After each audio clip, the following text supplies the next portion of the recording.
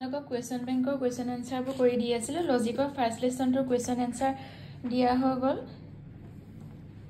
long question short question সব answer দিয়া আছে তোমালোকে আগৰ ভিডিও বিলাক চাই লবা আজি মই grounds of induction unit 2 chapter 1 আগমনৰ ভিত্তি এই লেসনৰ question answer খিনি কৰি দিম লেসনৰ যোন বিলাক question আছে এই question মই ফটো দি দিম ভিডিওটোৰ শেষত তোমালোকে স্ক্ৰিনশ্বট লৈ লবা এখন question bank হয় Number 1, which of the following forms of inference is not induction proper? নিম্নোক্ত অনুমানৰ প্ৰকাৰসমূহ কোনটো প্ৰকৃত আগমন নহয় বুলি সুধিছে 13ত আহিছিল এটো তিনটা চাৰিটা দিছে অপচন বৈজ্ঞানিক আগমন যুক্তি হাদিসাত্মক আগমন হাদিসানুমান অবৈজ্ঞানিক আগমন scientific induction induction by parity of reasoning analogy unscientific induction এটো সেকেন্ড টু হ'ব যুক্তি হাদিসাত্মক আগমন induction by parity of reasoning টু প্ৰকৃত আগমন নহয় এটো হৈছে তথাকথিত আগমন মানে ইন্ডাকশন ইম্প্ৰপাৰলি সো কল্ড এটা টাইপ গতিকে সুধিছে তোমালোকে ভালকৈ মন দিব লাগিব প্ৰকৃত আগমনৰ ভাগ নহয় বুলি সুধিছে কোনটো প্ৰকৃত আগমনৰ ভাগ হয় বুলি সুধা নাই গতিকে নাম্বাৰ 2 হ'ব Question number 2, the ground of induction is itself a result of induction. Who did say this statement? আগমনৰ ভিত্তি আগমনৰ ফল এই উক্তিটো কোনে কৈছিল এটো 14ত আহিছিল এটো মিল হ'ব জে.এছ. মিল তোমালোকে এই কোৱেশ্চনটো পাবা মিলৰ যোনটো আগমনৰ বিৰোধাভাস এই লেসনটোত পাবা আগমনৰ ভিত্তি এই লেসনটোত আছে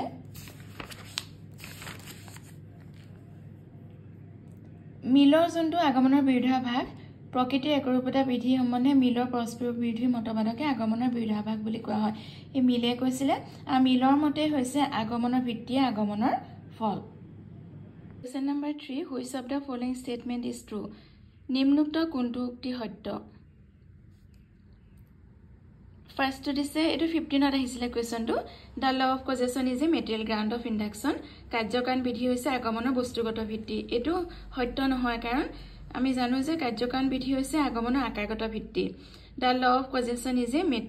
formal ground of induction material ground নহয় Number 2 observation and the law of causation are the formal grounds of induction নিৰীক্ষণ আৰু কাৰ্যকাৰণ বিধি হৈছে আগমনৰ আকাৰগত ভিত্তি এটো ভুল হৈছে কাৰণ observation and the law of causation to hoy formal ground kintu observation to material ground hoy nirikhon to bostugoto bhitti hoy aru karjokan bidhi to he agomon akagoto bhitti gotike etu bhul Number 3 observation and experiment are the formal grounds of induction nirikhon aru porikhon hoise agomonor akagoto bhitti etu bhul karon nirikhon aru porikhon observation aru experiment hoise material ground of induction বস্তুগত ভিত্তি আগমনৰ Number 4 এটো হে right হ'ব এটো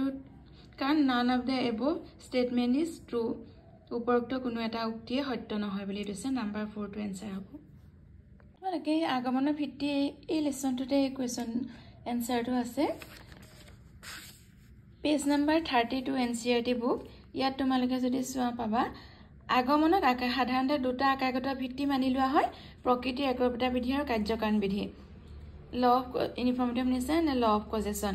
আৰু বস্তুগত ভিত্তি হৈছে পৰীক্ষণ আৰু নিৰীক্ষণ page number 32 Question number 4 Observation is finding a fact and experiment is making one Who did say this statement নিৰীক্ষণ হৈছে ঘটনাৰ আৱিষ্কাৰ পৰীক্ষণ হৈছে ঘটনাৰ সৃষ্টি এই উক্তিটো কোনে কৈছিল এটো 15ত আহিছিল বেইন হ'ব BAIN বেইন হ'ব আনসাৰটো তোমালোকে পেজ নম্বৰ 66ত পাবা NCERT বুকৰ এটো আসলে বেলেগ এটা লেসনৰ কোৱেশ্চন তাত মিক্স কৰি দিছে আগমনৰ বস্তুগত ভিত্তি এটো হ'ব বেইন BAIN বেইনৰ মতে নিৰীক্ষণ হৈছে ঘটনাৰ আৱিষ্কাৰ আৰু পৰীক্ষণ হৈছে ঘটনাৰ সৃষ্টি বেইন লিখিব লাগিব Question number 5 which one of the following statement is incorrect নিম্নোক্ত কোনটো উক্তি অশুদ্ধ বুলি সুধিছে শুদ্ধ বুলি সুধানে মন দিব লাগিব এটো 15ত আহিছিল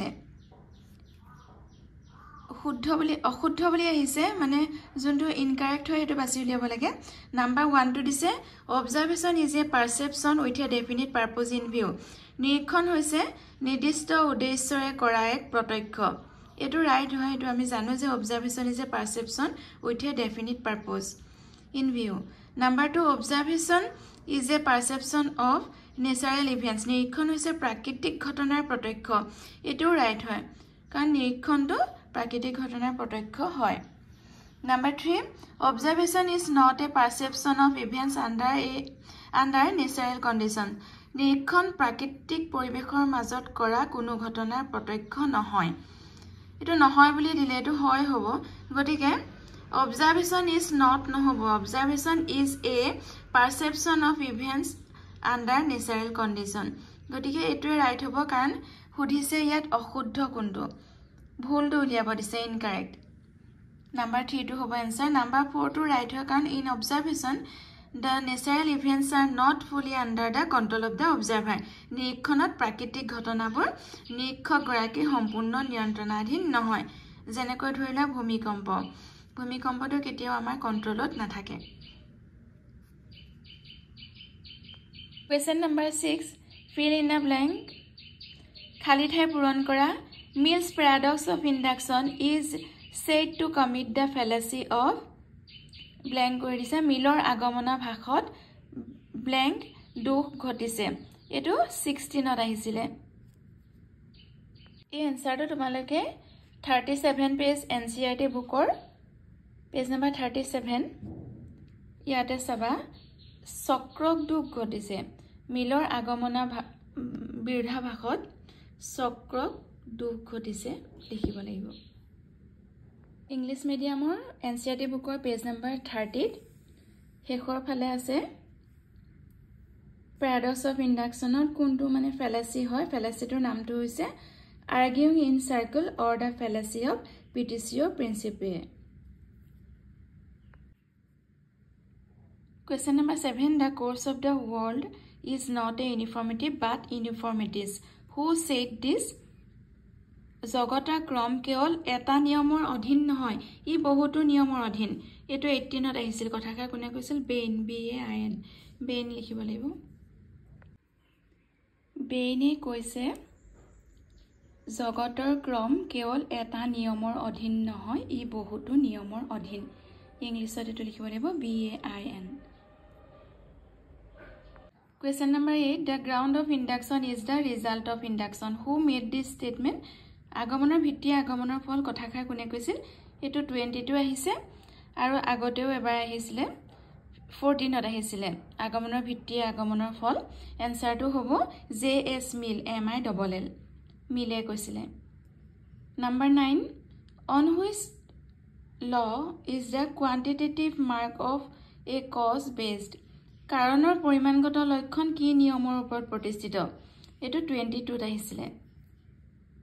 Answer to 44 পেজত আছে NCERT বুকৰ কাৰণৰ পৰিমাণগত লক্ষণ পদাৰ্থ বিজ্ঞানৰ দ্ৰব্য আৰু শক্তিৰ অবিনশ্বৰতা নিয়মৰ ওপৰত প্ৰতিষ্ঠিত The law of conservation of matter and energy লিখিব লাগিব Number 10 What are the two forms of law of uniformity of nature প্ৰকৃতিৰ একৰূপতা বিধিৰ দুটা ৰূপ কি কি এটো 23ত আহিছিলে কোৱেশ্চনটো আনসাৰটো তোমালোকে NCERT বুকৰ 34 পেজত পাই যাবা অনুক্ৰমিতাৰ একৰূপতা আনটো হৈছে সহ অৱস্থানৰ একৰূপতা গতিকে আকাৰৰ ফালৰ পৰা প্ৰকৃতিৰ একৰূপতা বিধিটোক দুই ধৰণে ভাগ কৰিব পাৰি এটা হৈছে অনুক্ৰমিতাৰ একৰূপতা আৰু দুই নম্বৰটো হৈছে সহ অৱস্থানৰ একৰূপতা uniformity of succession and uniformity of coexistence Number 10 What are the two forms of law of uniformity of nature